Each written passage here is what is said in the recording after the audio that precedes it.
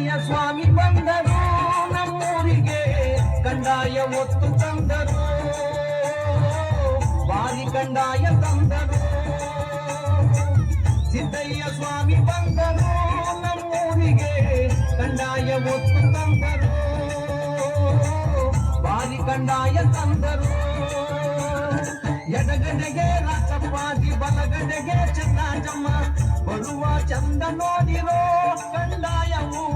ಒಲಾಡು ಅಂದ ನೋಡಿರೋ ಒಲಾಡು ಅಂದ ನೋಡಿರೋ ಸಿದ್ದಯ್ಯ ಸ್ವಾಮಿ ಬಂದರು ನಮ್ಮೂರಿಗೆ ಕಂದಾಯ ಒತ್ತು ತಂದರು ಬಾರಿ ಕಂದಾಯ ತಂದರು